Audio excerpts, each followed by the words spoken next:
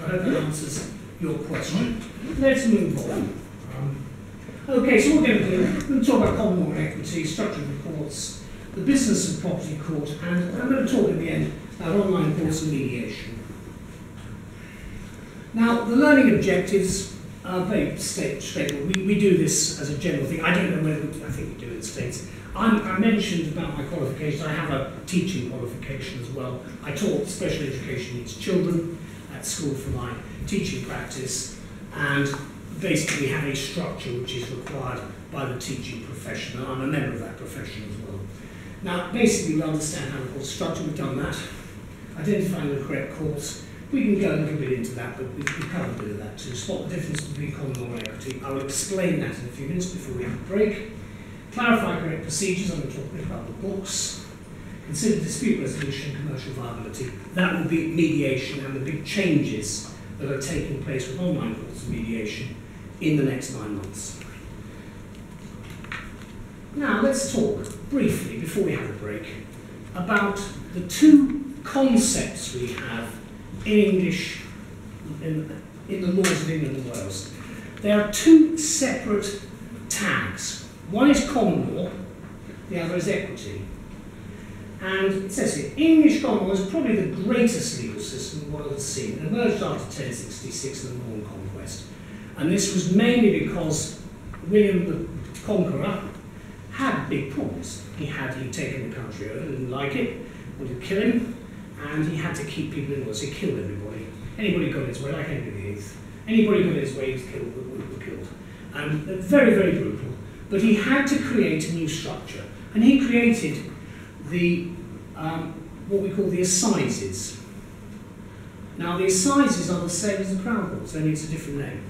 The assizes were set up where the king's judges would go on their horses and go around the country dispensing judgments. They would go to a town, find all the people in jail, and try them. They'd either execute them or let them go. There weren't really any jails as such. So the punishments were very, very barbaric.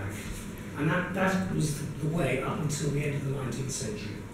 Now, important cases which have come along the way are judge-made law cases. These are cases where there's a dispute. A judge intervenes and makes a decision. And that becomes a precedent. We call it a precedent. A very famous case is Carwell. This is Carwell and the Carbolic Smoke Hall Company. There's the advertisement you can see there. The advertisement is a law of contract case. Most famous. We study in law school. Oh, good. In the US, that's a fundamental case. Well, it's one I did on television for the BBC, and I explained, I showed them it's a clip from the Victorian Pharmacy, where the BBC did a programme, and I explained what had happened. I showed them the smoke hall, and you probably all know about this case. What happened is there was this reward. I'll tell you a couple of little jokes, just by the way. One is that the company, of course, had no money, so they couldn't have offered the reward if they wanted to, because it was a complete sham. And they changed, there were arguments about limited liability and everything else, so they changed the names of the company. Of course, the problem is that poor old Lillian Carwell, she used the smoke ball, but she contracted. Can you explain what the smoke ball does? I don't think they know. They don't know the case. Oh, they don't. They don't know what a smoke ball is supposed to be. I'm so sorry. The carbolic smoke ball's a little smoke. It's a ball, a bit like a golf ball. And what you do is you inhale it. It gets fumes, and you inhale it. And if you do this inhaling, you don't get flu. Well, she did. I want my 100 quid, please. And they said, no, sorry, can't have it, because it's an invitation to treat. So therefore, we weren't making an offer and an acceptance, we were making an invitation to treat. So that is probably the most celebrated case in the law of contract. The next case is Rylands versus Fletcher. You notice what I'm saying Rylands and Fletcher, because that's how we speak it. But when it's written down, it's Rylands v, which is versus Fletcher. Rylands and Fletcher is all about the escape of some water from one piece of land owned by one person to another piece of land owned by another person. And that water that went onto the other land damaged the other land. So the person owning the other land wanted some money back. And it's a tort, a civil wrong, and the tort of Rylands and Fletcher is a very special area of law. Done one case in that area, and they are very, very difficult because it's strict liability. In other words, there's no defence. But you've got to prove, the problem is, as a claimant, you have to prove. We use the word claimant, not plaintiff, by the way, now. We changed the words. Plaintiff is what you call people in America who are claimants. Under the civil procedure rules, we changed the word because we thought it was a bit old-fashioned. It's a very modern, thrusting country, Britain, you know, yes. So as a result, we changed the word to claimant. So it's a claim.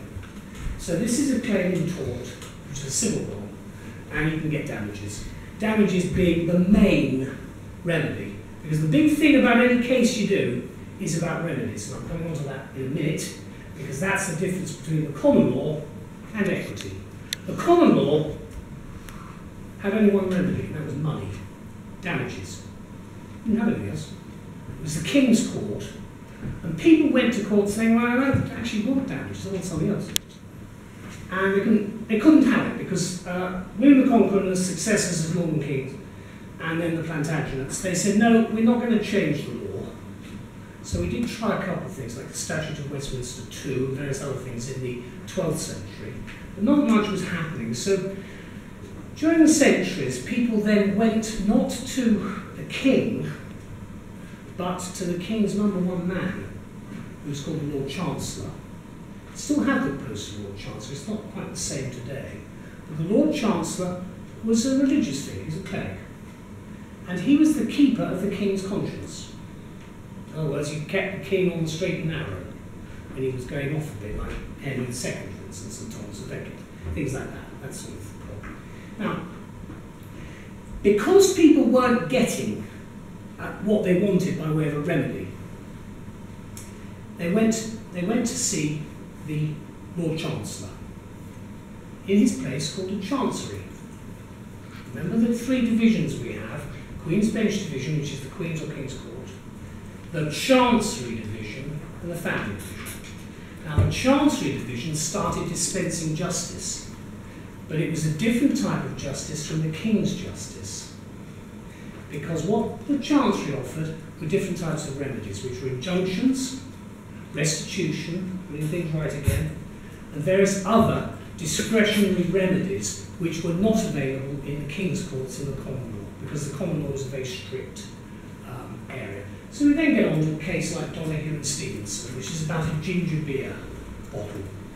Scottish case, heard in the House of Lords. This is a case involving a lady who went in, consumed some ginger beer, and found a snail at the bottom of it. Disgusting. So she was ill, went to hospital.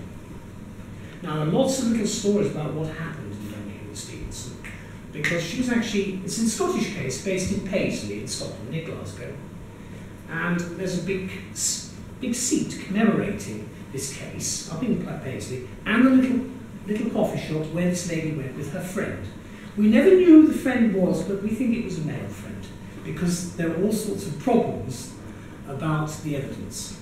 Because the real thing that emerged was there never was a snail in the bottle. It was all made up. However, the House of Lords in 1930 wanted to hear about this case, so they assumed there was. They said we're not fussed about whether there was or wasn't a snail. We will assume there was one. So we're going to look at what the liability issues are. And they said they created something. A man called Lord Aitken, very religious man. He created something called the neighbour principle, based on his strong religious beliefs. And he created the modern law of negligence, because it says that we all owe each other a duty of care. Now, the neighbourhood principle is based on Jesus and the Bible. But if you think about it, the whole concept of it is you've got to think about other people when you're doing things. So if you have a duty of care and you breach the duty and there's damage and causation, you can get either damages, in common law, or you can get other things such as an injunction or whatever it is you're actually seeking by way of a remedy. So Donahue and Stephen is one of the most important cases in the law of negligence. Finally, Tulpen Moxhay, it's all about Leicester Square. Now you know where Leicester Square in central London, where the cinemas are. That is a piece of green space. And it's been a piece of green space since the Napoleonic times when this case came up, because it's all about land law. It's about the right, whether you have the right to develop a piece of land, or whether there's a restricted covenant or an easement on that land. In other words, there is what we call, in the law of property, an incorporeal hereditament. You see these ridiculous words. Incorporeal hereditament.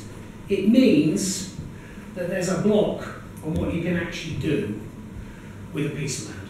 And in the case of Leicester Square, that remains a square, just like Russell Square is another one. They are green squares, we've got loads of them in London, where there are protections. There are either statutory protections, or in this case, it's a common law protection. Now, let me move on quickly before we do it. Now, common law and equity,